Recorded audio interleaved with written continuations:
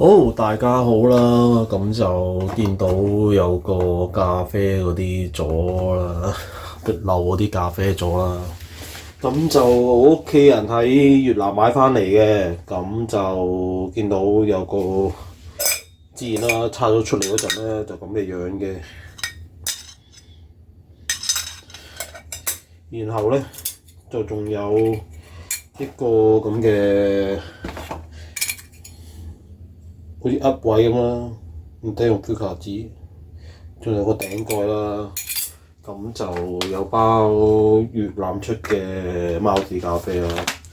咁就難得今日放假，咁就沖一杯啦。同埋屋企都冇人喺度騷擾啊嘛，可以慢慢搞。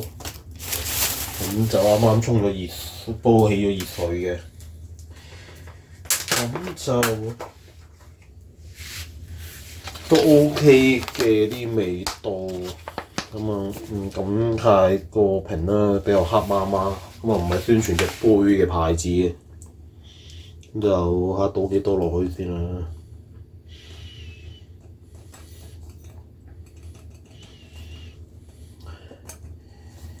哎呀，真係好難倒嘅呢隻。咁我通常就唔會倒太多嘅，咁啊第一試下味啦，可能沖嗰陣都唔沖咁濃烈啦。咁就好倒翻啲粉落去，唔好嘥啦。咁就應該倒咗咁多度嘅，好。咁就可能慢慢倒啲水落去，慢慢玩啦，好。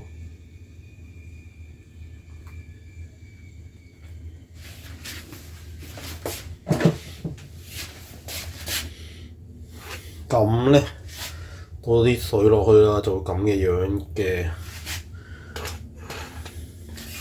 咁就試下揾呢個蓋冚落去啦。咁就好似曱甴咁，慢慢喐下喐下嘅應該。